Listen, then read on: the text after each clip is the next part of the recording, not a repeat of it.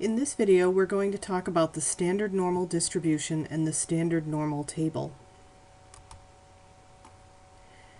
So the first thing we'll discuss is the actual formal definition of the standard normal distribution.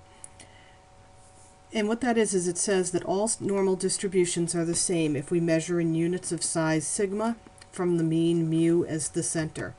So the formal definition says the standard normal distribution is the normal distribution with a mean of 0 and a standard deviation of 1.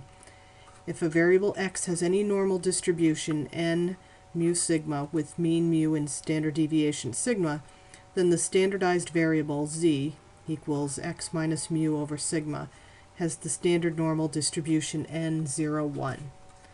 So this is a lot of very formal speech, but it's really actually a very simple concept to understand when we graph it out a little bit. So let's take a look at it a little more deeply. So here's a normal distribution, and it has a mean of 7 and a standard deviation of 1.5. And this is graphed out as you can see. So now we're going to talk about what does it mean to standardize this distribution. And so we're going to put just a blank distribution graph down below, and we're going to talk about the process of standardizing this N7 1.5 distribution to become the N01 standard distribution. And we'll do that by looking at standardizing each of these common values that we see. So the mean of 7, if we were to standardize that, find the z-score of that, we would plug it into the formula. The value of 7 minus the mean of 7 divided by the standard deviation of 1.5 equals 0. And so the standardized value of that mean of 7 becomes a standard mean of 0. Now hopefully this doesn't surprise you. The standardization process talks about how many standard deviations away from the mean is this value. Well, 7 is the mean, so therefore it's 0 standard deviations away from the mean because it is itself. So the standardized value of the mean is 0. So now let's take a look at another one. If we were to standardize this value of 4, now 4 is 2 standard deviations below the mean. And we may be able to use that understanding to predict what value we expect the z-score, the standardized score, is going to be. But let's do the calculation just to see. So if we have the value of 4 minus the mean of 7 divided by the standard deviation of 1.5, that gives us a value of -2. And this value we may have been able to predict because, again, that 4 was 2 standard deviations below the mean of 7. So the standardized value, again, talking about how many standard deviations away from the mean is that value. Well, 4 was 2 standard deviations below the mean, thus yielding a value for its standardized value of -2. Negative meaning below, 2 standard deviations. That 4 is 2 standard deviations below the mean. Now if we follow that process for every value that we have marked on the graph above, you'd see that it works out to be kind of what we'd expect. You know, the 7 standardized to be a 0, the 4 standardized to be a -2. All of these numbers, which are exactly evenly spaced 1 standard deviation away from each other, convert down to standardized markings of 1, 2, 3, -1, -2, and -3. And this then is what we call the standard normal table. And you can take any distribution you have, even if the mean was 9 million and the standard deviation was 4 trillion, you can standardize each one of these values to a table with a mean of 0 and standard deviation markings of 1. So now, and the way that we do that is by standardizing those individual values. Now the interesting thing is not just that you can do this, but what would be the point of doing this? What would be the point of being able to standardize every distribution and define all the values in that distribution as standardized numbers instead of their actual values? Well, let's look at an example here.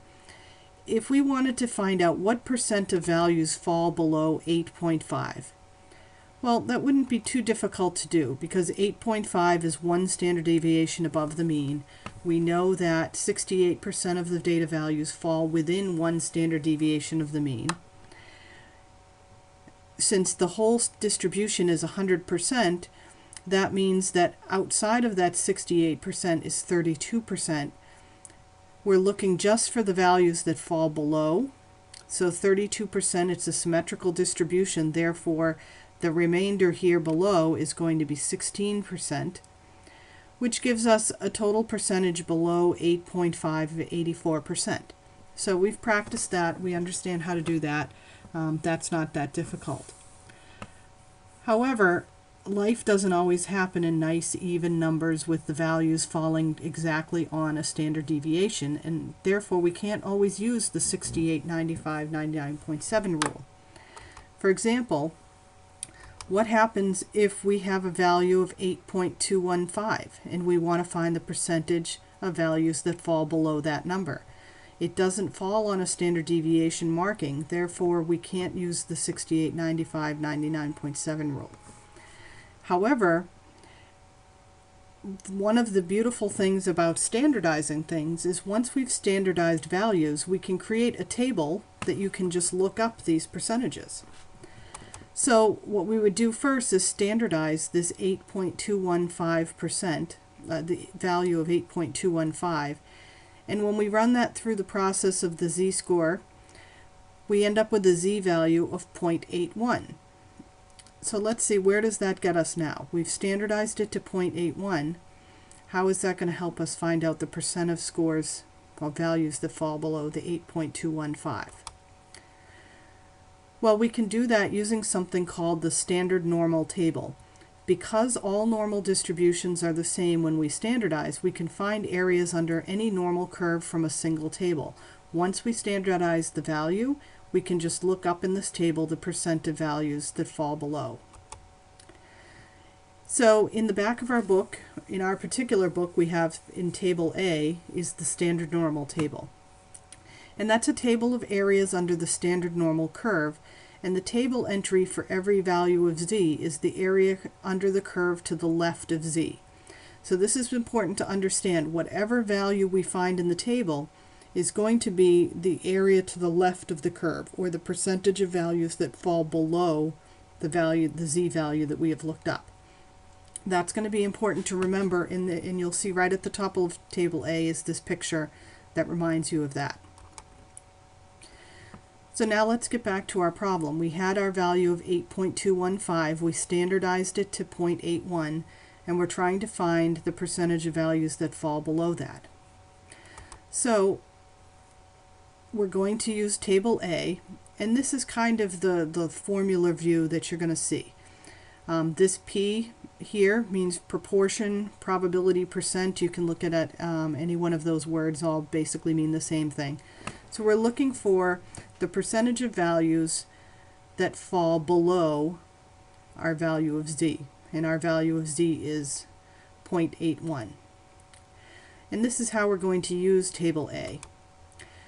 This is a little snapshot of table A right in the section where our value of z is going to lie. So the first thing we do is we're going to go down and look down the column of z until we find the tens digit for the value that we're looking up. And we're looking up 0.81, so we follow through the table until we find z, under the z column 0.8. Then we start to look across that row until we get to the hundreds digit. So our value was 0.81, so we follow across that 0.8 row until we get to 0.01. That forms our 0.81, and that's going to be the number that we're looking for right there. So the percent of values that fall below our standardized value of 0.81 is 0.719, or excuse me, 0.7910. And that represents this area below our z value, 0.7910. And we can convert that to a percent then to know that 79.10% of the values in our data set will fall below our standard score of 0.81.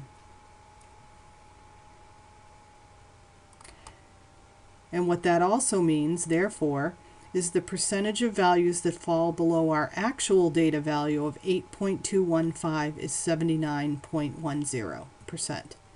So remember, we took the 8.215, we standardized it to 0.81. We looked up 0.81 in our table to find the percentage of values that fall below that, and that yielded a 0.7910. We convert that to percentages so that we can find out that 79.10% of our data fall below our 8.215 value. So again, just as we saw with the normal calculations that we did before, it's not always going to be as simple as just looking, Table A provides us the percentage that fall below, but problems aren't always going to just ask what percentage falls below. Sometimes we're going to have to build a calculation to find the solution to the problem that we're looking at. So here's an example. Find the proportion of observations from the standard normal distribution that are between z equals negative 1.25 and z equals 0.81. So this problem has already defined these in standard normal terms. So we don't have to do our typical step one, which is to standardize the values. Like when we took our 8.215 and standardized it to 0.81, this problem is already presenting us the terms in standard form. So we're looking for the values that fall between z equals negative 1.25 and z equals 0.81. So what we're going to do first is go to our standard normal table, Table A in the back of the book, and we're going to look this up. So we can see that the area to the left of z equals 0.81 is 0.7910. That's what we just looked up a moment ago. Now we're going to look up negative 1.25. And as we look that table up in the value, we find the percentage is 0.1056. Well, we're looking for the area between these two values. So we want to take the whole area next to 0.81, and if we subtract the area below the 1.25, the negative 1.25, we'll be left with the area in between. So we take the 0.7910, subtract 0.1056, and we get a value of 0.6854. So 68.54% of the values fall between negative 1.25 and 0.81. So let's just kind of walk through in words the process here. So how to solve problems involving normal distributions. Well, using our standard process, first we're going to state the problem, expressing the problem in terms of the observed variable x. Sometimes that just means restating the problem from the book or whatever we're working off of at that point. And make sure you're paying special attention to whether they're looking for whether the values are below a certain number, above a certain number, or between, because that's going to change the process a little bit. So now we're going to do a plan, and it always helps to draw a very rough picture of the distribution and shade the area of interest under the curve. Again, are we looking at a below and above or between? By drawing that very quick picture, that gives us a visual representation of what we're looking at, which can trigger us to do the right calculations. So now we're going to do those calculations, and that means standardizing x to restate the problem in terms of a standard normal variable x. Whatever values they give us in the problem, they're going to give us a data value, the mean, and the standard deviation. That's what we need to be able to convert the actual data value to a standardized value of z. Then we can use Table A and the fact that the total area under the curve is 1 to find the required area under the standard normal curve by adding or subtracting areas. So before we get to the final step in the process, let's just review this sort of basically three different calculations you would need to do. If we wanted to find the percentage that fall below the data value, all we need to do is standardize and look up the percentage in Table A, since that table already provides the percentage below the value you're looking up. On the other hand, if we wanted to find the percentage that falls above the data value, we're going to standardize the value and look up the percentage in Table A. But remember, Table A is showing below. So what we're going to do is use the knowledge that the whole area under the curve is 100%, and we'll subtract our value from 100%. So since the table provides the values below the value you're looking up, and the total area is 100%, to find the area above, we take 100% and subtract the percentage below. And now if we wanted to find the percentage that fall between two data values, we're going to standardize the values, look up both percentages in Table A, and subtract the lower value from the upper value. So for example, here we have a data value A. We're going to look up the percentage that fall below A. Then we're going to look up the percentage that fall below B. And we're going to subtract the B percentage from the A percentage to find the area that falls between. So once we've done those calculations, we go to the fourth step in our standard problem solving process, where we're going to write the conclusion in terms of the context of the problem. So, making sure that we're using units, that we're actually solving the problem the way that they asked us. Most of these problems have a context. They're not just do this with two random numbers. So make sure that you're restating the conclusion in terms of the context of the actual problem, answering the question that was actually asked. So now we're going to look at basically kind of a reverse process of this. Sometimes we're going to need to find a data value when we're actually given the proportion or the percentages. So let's take a look at an example of that. According to the Health and Nutrition Examination Study of 1976 to 1980, the heights in inches of adult men aged 18 to 24 are normally distributed with a mean of 70 and a standard deviation of 2.8. How tall must a man in the lower 10% for men aged 18 to 24? So now in this case, the problems we've been looking at gave us a data value and asked us to look at the percentages, where it falls. In this case, they're giving us the percentage and they're asking us to find out how tall somebody would have to be in that lower 10%. So we're looking at the reverse problem. So again, just doing a very rough sketch is the first way to start this problem out once we've restated the problem and made sure we've understood what it's asking. So we do a rough sketch. We shade in here that we're looking for 10%, and we're looking for, at what point along this curve do we hit a point where 10% of the area falls below that number. So the way that we're going to do that is we're going to look up the closest probability, the closest number to 0.10 in the table, in Table A. So when we do that, we're going to find that the closest number within the table itself is 0.1003. From that, we can find the corresponding standardized score. So again, we look at the z column for up to our tenths. So we start off with negative 1.2. Look up to the top for our hundredths digit. So negative 1.28 is our z value for this percentage. So a z value, a standardized value of negative 1.28, is where 10% of the values fall below. So again, looking at this in terms of standard deviations, 1.28 standard deviations below the mean, and below, anything below 1.28 standard deviations below the mean is where 10% of the data will lie.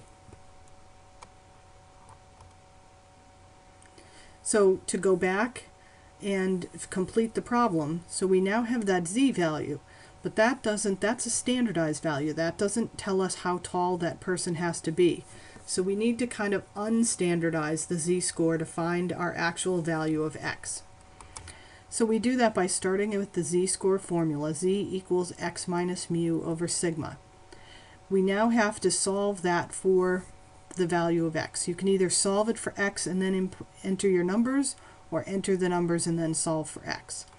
In this case, we'll look at solving that for x first. So when we do the solving, we end up with x equals mu minus z sigma, just by rearranging that formula and solving for x.